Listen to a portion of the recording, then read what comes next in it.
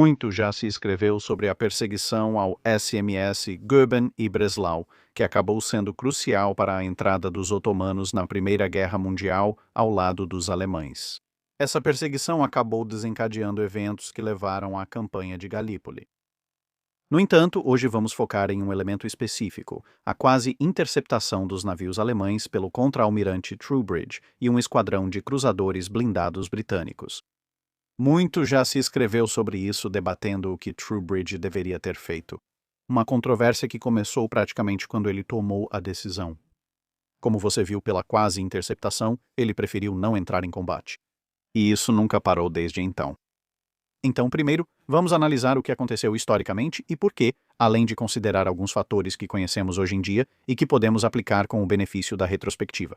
E o motivo para isso é que, independentemente do que as pessoas possam ter pensado na época, se ele tivesse escolhido enfrentar o Goeben, que obviamente era uma de suas opções, então os fatos concretos que agora conhecemos seriam de fato o que importaria durante esse confronto. E, finalmente, vamos examinar o que poderia ter acontecido se o confronto realmente tivesse ocorrido, se ele tivesse seguido adiante com sua interceptação planejada. Para contextualizar, o almirante Souchon no Goeben estava se movimentando desde que as relações entre as potências europeias pioraram após o assassinato do arquiduque Francisco Ferdinando. As coisas se complicaram pelo fato de haver 5 potências relevantes envolvidas de alguma forma no Mediterrâneo Central: os britânicos, os franceses, os italianos, os austro-húngaros e, finalmente, na forma do Goeben e do Breslau, os alemães. O motivo disso ser tão complicado era que, apesar de teoricamente existirem dois lados, a Tríplice Aliança e a Tríplice Entente, nenhum dos lados realmente expressava suas intenções diplomáticas como uma frente totalmente unida. Assim, a Itália declararia neutralidade por enquanto, apesar de teoricamente estar ao lado da Áustria-Hungria e da Alemanha.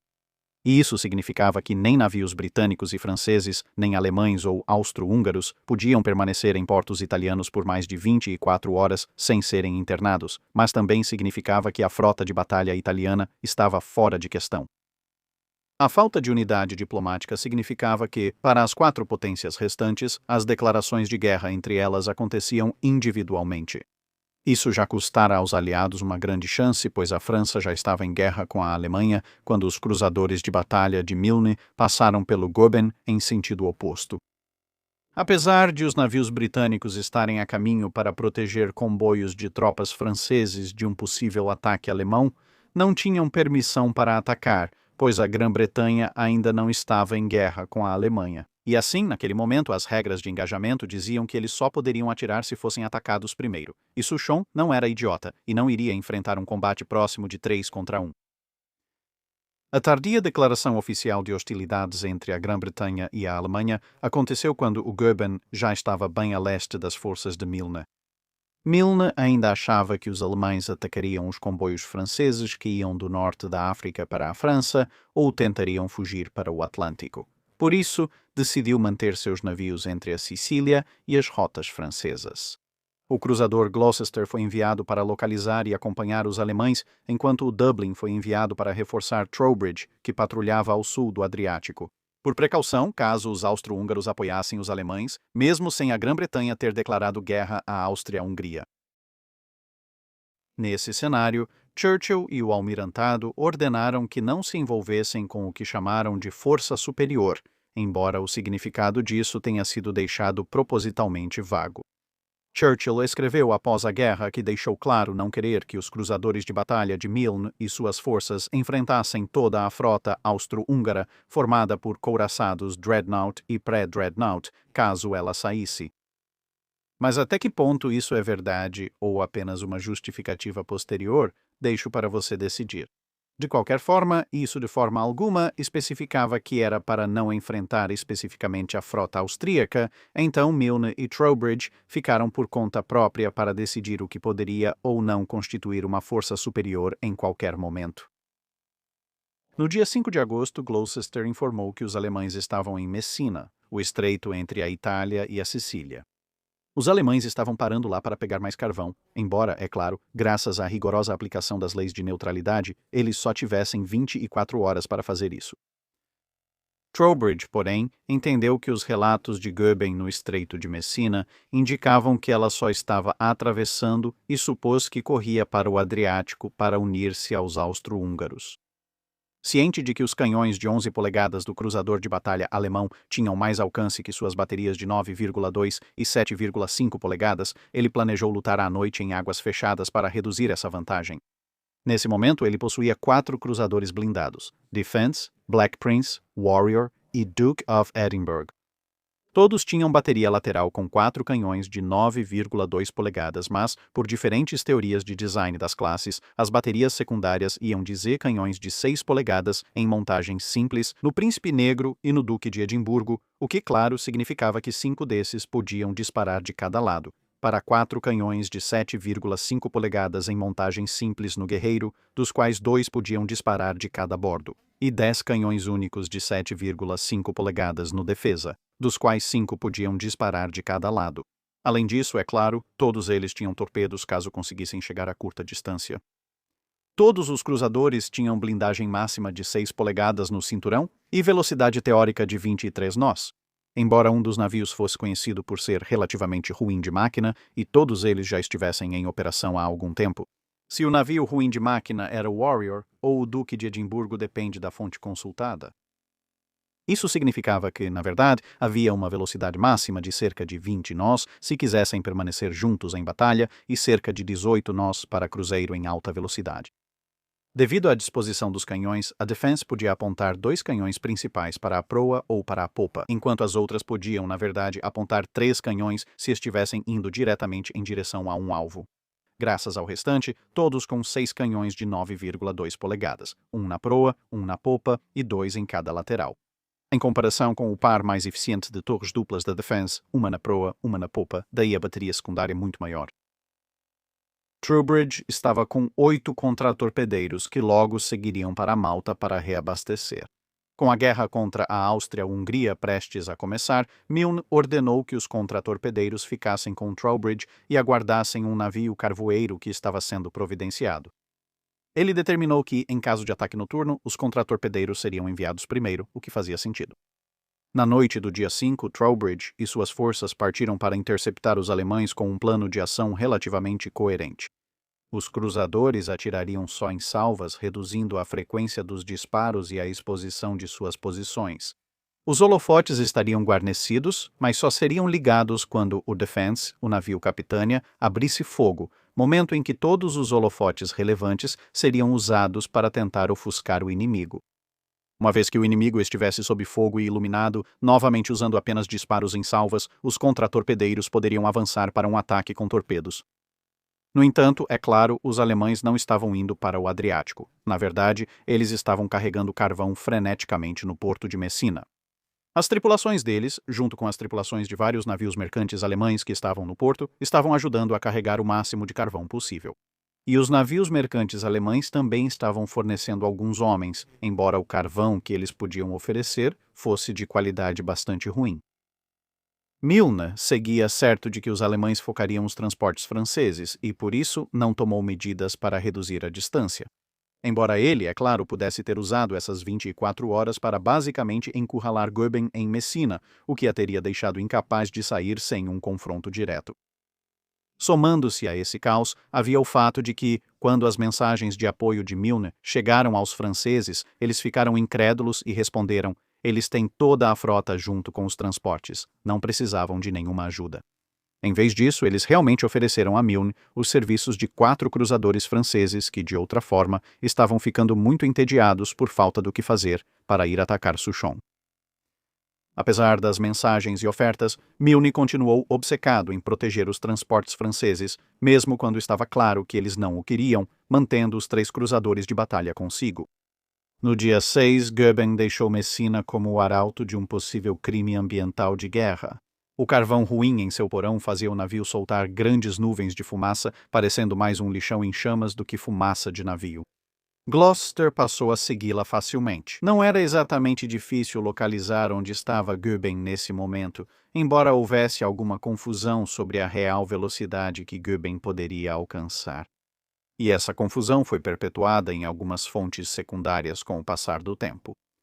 Em seus testes de mar, Goeben na verdade atingiu uma velocidade máxima de quase 28 nós, embora em circunstâncias altamente artificiais, que eram comuns nos testes de velocidade alemães da época, contra sua velocidade projetada de pouco mais de 25 nós. No entanto, ela já navegava pelo Mediterrâneo há algum tempo e sua maquinaria estava em estado deplorável. Não muito tempo atrás, ela mal conseguia navegar a 14 a 16 nós, e isso só foi possível depois de um esforço verdadeiramente heróico. Foram embarcados milhares de tubos de caldeira novos e vários antigos foram substituídos, alternando o uso das caldeiras. Parte do trabalho foi feita enquanto o navio estava no mar, o que ajudou a restaurar parte de sua velocidade. No entanto, o quão rápido ela poderia ir continuava sendo um mistério para muitos na época. Alguns atribuíam a ela uma velocidade de 26 nós ou mais, o que era claramente absurdo. Outros afirmavam que ela conseguia atingir 24 nós, outros ainda diziam 22 com 24 nós em rajadas curtas, e ainda havia quem dissesse que ela poderia fazer cerca de 20 nós com 24 em rajadas curtas. O próprio Souchon escreveria mais tarde em suas memórias que seu navio, nesse momento, mal conseguia seguir a cerca de 18 nós. Isso só foi possível graças aos esforços heróicos na sala das caldeiras, incluindo 4 homens que morreram por vazamentos de vapor e exaustão pelo calor. Parcialmente devido ao fato de que nem todos os tubos das caldeiras haviam sido substituídos, em parte devido ao acúmulo de sujeira no navio, em parte devido ao desgaste das máquinas e também em parte porque o carvão, francamente, era péssimo, como já mencionamos, e não estava realmente fornecendo tanta potência assim. Observe que essa faixa entre 18 e 26 nós, ou digamos 18 com picos de 24, o que talvez seja mais realista, significava que, dependendo do número que você escolher, Goeben era ou consideravelmente mais rápido que Trowbridge, ou um pouco mais rápido, ou mal conseguia ser mais rápido. Ou mantinha a mesma velocidade, às vezes um pouco mais rápido por pouco tempo, ou na verdade era apenas mais lento. Além dos conhecidos problemas nas caldeiras que indicavam risco de falha catastrófica se forçadas demais, como numa fuga em batalha, Goeben era quase um tipo de maquinário de Schrödinger. Exatamente o que ela podia fazer e por quanto tempo era um mistério para todos, inclusive para o próprio comandante dela. Depois de um tempo manobrando com Breslau, que tentou afastá-la, Gloucester se posicionou para seguir Goeben a 18 nós constantes. Goeben podia atingir essa velocidade e provavelmente não muito mais, se não teria usado essa vantagem para escapar da patrulha de Gloucester. Agora, no início da noite do dia 6, o cruzador Dublin e os contratorpedeiros Beagle e Bulldog conseguiram se aproximar de um alvo e estavam preparados para atingi-lo com torpedos. Mas, ao se aproximarem ainda mais, concluíram que o navio que haviam encontrado era o Breslau, que estava um pouco afastado naquele momento e, querendo guardar seus torpedos para um alvo maior, seguiram em frente para encontrar o Goeben, mas isso foi em vão. Trowbridge, por sua vez, enfrentava um dilema. Tendo queimado uma boa quantidade de carvão na frustrada incursão ao Adriático na noite anterior, ele passou a maior parte do dia 6 esperando receber um navio carvoeiro ou alguns dos cruzadores de batalha de Milne, ou ambos, mas não recebeu nenhum dos dois. Pouco depois das 18h daquela noite, ele então recebeu a notícia de que Goeben estava em movimento e se dirigia vagamente em sua direção. Então ele decidiu tentar um ataque noturno novamente em circunstâncias semelhantes, só que agora na costa grega em vez da italiana. Agora ele tinha um problema. Seus 8 contratorpedeiros, que já começaram o dia anterior com pouco combustível e saíram com ele à noite, estavam com carvão muito baixo, pois o navio de abastecimento ainda não havia chegado. De fato, após muito atraso em Malta, o navio só havia realmente saído de Malta naquela tarde e a uma velocidade máxima de 8 nós, e não estava previsto que ela alcançasse os contratorpedeiros de Trowbridge por pelo menos mais alguns dias. A bordo de um desses contratorpedeiros estava um jovem oficial chamado Andrew Cunningham. E, nesta altura dos acontecimentos, Trowbridge havia sinalizado: a menos que novas informações sejam recebidas, proponho chegar próximo à ilha de Fano ou Faro ao amanhecer. Não pretendo enfrentá-lo no meio do estreito de Otranto, pois minhas instruções são contra isso. Se Goeben quiser lutar, vou tentar usar as águas rasas próximas, possivelmente da ilha de Fano, o texto não está exatamente claro, para escolher minha própria distância. Neste momento, Trowbridge ainda acreditava que Goeben poderia estar indo para o Adriático, como você talvez já tenha imaginado. Mas logo depois disso, Gloucester informou a ele que o navio alemão estava, na verdade, seguindo aproximadamente para o sul. Durante a próxima meia hora, ficou claro pelas atualizações que Goeben se afastava do Adriático e seguia para sudeste.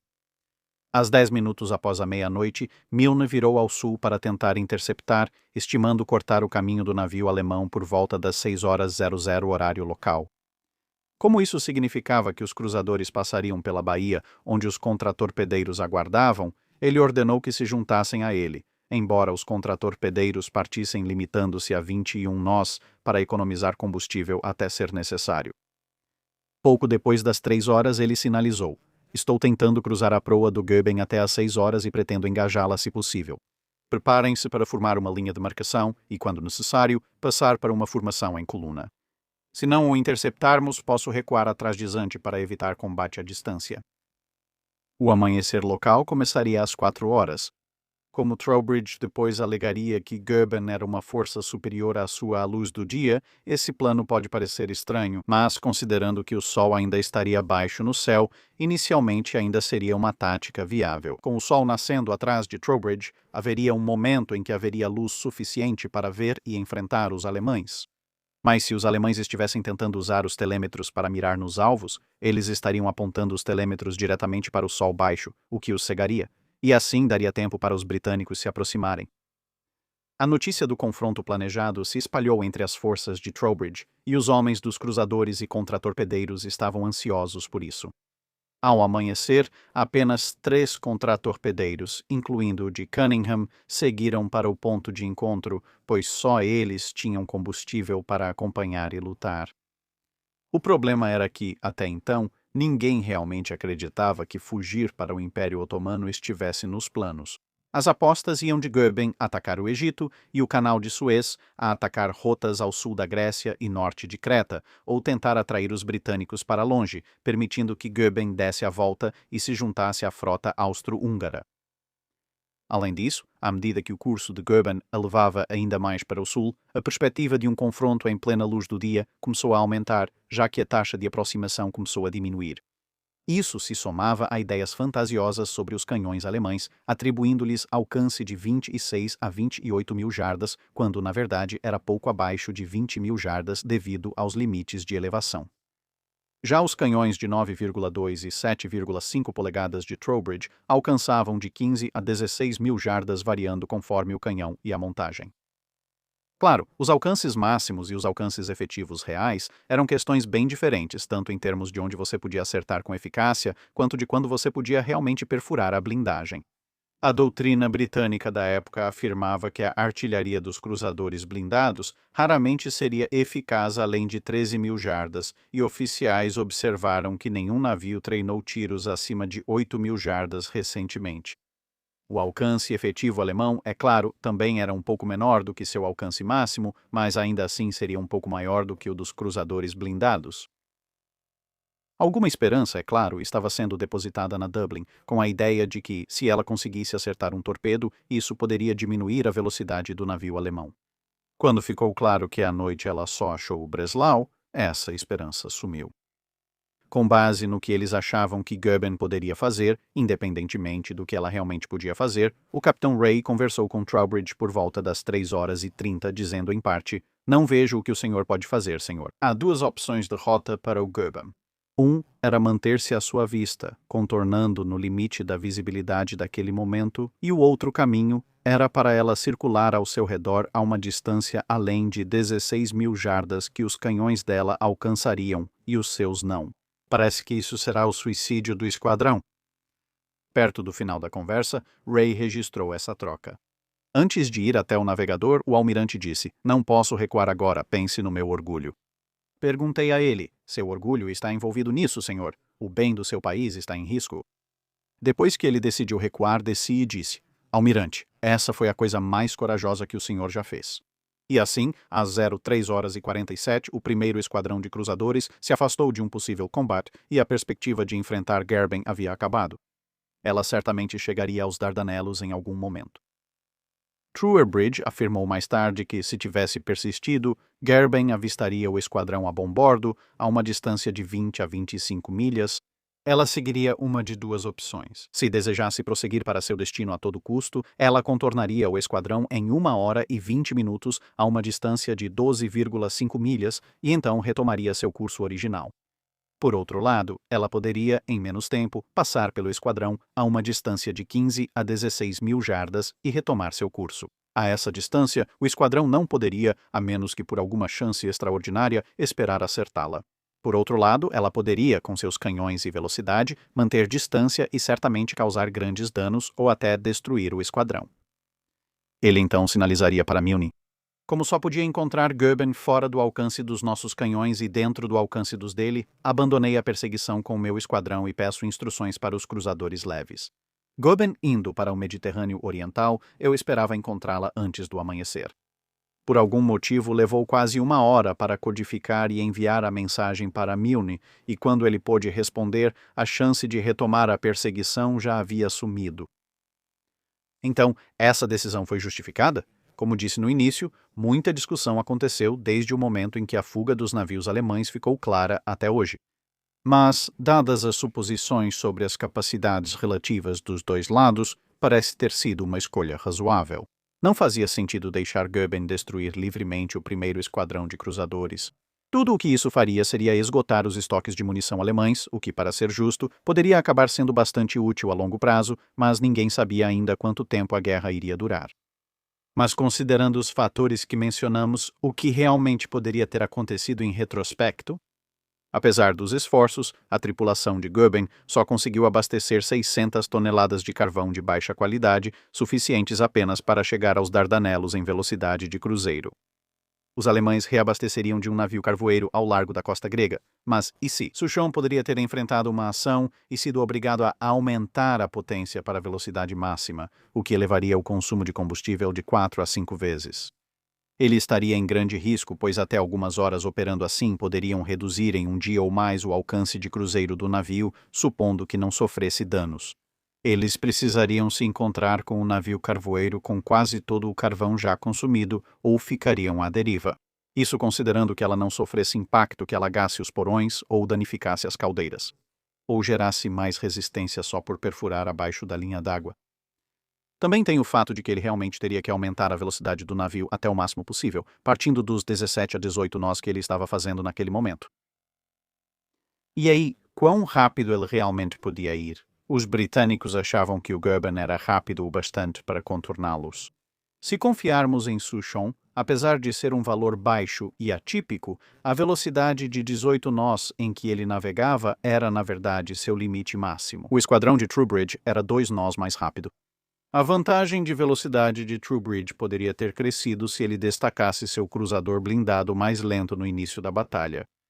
Mesmo se considerarmos a maioria das opiniões, o que parece indicar isso. O navio poderia pelo menos manter de 20 a 21 nós, e talvez um pouco mais rápido em algumas ocasiões. Acima disso, significaria que a velocidade de Goeben era praticamente a mesma do esquadrão de Trowbridge, ou, se Trowbridge destacasse seu cruzador problemático, mandando-o por um flanco enquanto os outros 3 iam pelo outro. Mesmo assim, 3 navios de Trowbridge seriam 1 ou 2 nós mais rápidos, sem contar os 3 contratorpedeiros que chegaram ao ponto de encontro. Acrescentando ainda mais a isso, se Trowbridge tentasse diminuir a distância e cercá-lo, Goeben precisaria de uma vantagem significativa de velocidade para impedir que a distância fosse reduzida. E assim, Goeben teria que recuar, voltando para o oeste e, portanto, só conseguiria usar alguns canhões e se aproximaria novamente de Milne. Ou então Goeben precisaria de alguma forma manter 24 a 25 nós ou mais, e parece evidente que ela dificilmente conseguiria fazer isso. E assim, se Goeben tentasse dar a volta, Trowbridge conseguiria diminuir a distância. Então, chegamos à questão da penetração da blindagem. Goeben, sem dúvida, tinha blindagem capaz de resistir a projéteis de 9,2 e 7,5 polegadas. Projéteis perfurantes só eram eficazes a curta distância. Vale notar que, ao analisar as especificações alemãs da época, se você considerar que Trowbridge queria se aproximar do oponente, os canhões de 11 polegadas só conseguiam perfurar os cinturões principais dos cruzadores britânicos de forma confiável a distâncias de 13 a 14 mil jardas. Impactos de 11 polegadas além dessa distância destruíam tudo sem proteção da blindagem de 6 polegadas. Mas níveis realmente perigosos de penetração nos paióis ou nas máquinas só aconteceriam quando Goeben entrasse em uma distância na qual os cruzadores blindados britânicos poderiam, de fato, revidar de forma razoável e eficaz. E se esses cruzadores britânicos disparassem projéteis altamente explosivos ou CPC, já que não conseguiriam perfurar com projéteis perfurantes, exceto nas áreas muito pouco protegidas da blindagem distribuída de Gerben. O volume de fogo poderia muito bem começar a quebrar coisas, como telêmetros e canhões secundários, e incendiar várias coisas, como a ponte de comando. Isso poderia reduzir a eficácia de combate dos alemães e, com a diminuição da distância, os projéteis perfurantes ficariam mais eficazes contra alvos fora das torres e do cinturão principal de blindagem de Gerben. E, claro, isso desconsidera o potencial de ataque de torpedo pelos 3 contratorpedeiros ou, no caso relativamente improvável de 1 ou 2 cruzadores blindados chegarem perto o suficiente pelos próprios cruzadores blindados. A evasão alemã dos contratorpedeiros ou torpedos prejudicaria o controle de tiro deles por um tempo, aumentando as chances de sobrevivência dos cruzadores blindados. Agora, o outro lado de tudo isso que faz parecer que talvez Troubridge devesse ter engajado é que os britânicos tinham praticado para 2 navios concentrando seu fogo em um único alvo, mas não para 4 navios concentrando seu fogo em um único alvo. Isso poderia causar problemas se os 4 cruzadores atacassem Gerben ao mesmo tempo. E, se a distância caísse para 10.000 a 12.000 jardas, Gerben devastaria qualquer cruzador blindado contra o qual abrisse fogo, desde que ajustasse bem o alcance. No entanto, invertendo novamente, Troubridge não precisava vencer, apenas danificar Gerben o suficiente para que ela fosse facilmente alcançada. Enquanto Souchon, por outro lado, realmente não podia se dar ao luxo de sofrer muitos danos, nem gastar grandes quantidades de munição, nem perder muito tempo, nem aumentar significativamente seu consumo de combustível. Mas, da mesma forma, afundar vários navios britânicos seria um grande feito para ele. Então, considerando todos esses fatores, considerando as suposições da época de ambos os lados, Troubridge provavelmente estava tecnicamente certo em não entrar em combate. Se ele tivesse escolhido engajar mesmo assim, por qualquer motivo, talvez esperando pelo menos ganhar tempo para Milne começar a se mover, ele provavelmente descobriria que as chances eram um pouco melhores do que ele e muitos outros imaginaram desde então. Um cruzador blindado sozinho ainda teria grande desvantagem, mas o peso dos números compensa isso. Lembre-se de que alguns meses depois, na Batalha das Ilhas Malvinas, mesmo com chances muito melhores e canhões significativamente mais poderosos, os 2 cruzadores de batalha britânicos envolvidos lá tiveram que manter uma distância razoável dos Scharnhorst para afundá-los sem sofrer muitos danos em troca. Isso demorou bastante para acontecer. Então, com tudo isso em mente, decidi simular esse cenário usando o tabuleiro. Wargame Broadsides Empires of Steel, pois é bastante detalhado, mas também relativamente rápido em termos de sistemas de jogos de guerra navais, e é voltado exatamente para esse período. A equipe do Broadside foi gentil em me enviar belos navios representando o cenário, embora eu use Dublin e seus 2 contratorpedeiros como substitutos dos 3 contratorpedeiros, entre os quais estaria Andrew Cunningham, que realmente estariam lá. Como a carta de regras para Beagle e Bulldog é da mesma classe de contratorpedeiro, ficaremos bem. Comparado às estatísticas listadas, decidi tirar um ponto de velocidade do Gerben para representar que ela está um pouco mais lenta. Isso dá a ela uma velocidade máxima mais realista, em torno de 20 a 21 nós, talvez um pouco mais. Tirei um ponto de velocidade do Warrior para mostrar que ela ia devagar. Isso deixa os outros 3 cruzadores blindados com mais ou menos a mesma velocidade do Gerben, mas o cruzador de batalha pode mudar de velocidade 2 vezes mais rápido no jogo. Isso significa que todos começarão na velocidade 3, equivalente a uma velocidade de cruzeiro de cerca de 18 nós, que sabemos que ambos os lados mantinham. Gerben poderia ganhar um pequeno aumento de velocidade no início e manter essa vantagem se os navios de Troubridge ficassem juntos. Para simular as condições iniciais, Gerben ficará de um lado da mesa, atravessando-a, enquanto os cruzadores blindados avançam em leve ângulo com os contratorpedeiros um pouco à frente. Gerben tentará manter o tiroteio à distância, enquanto Troubridge buscará se aproximar para ser mais eficaz.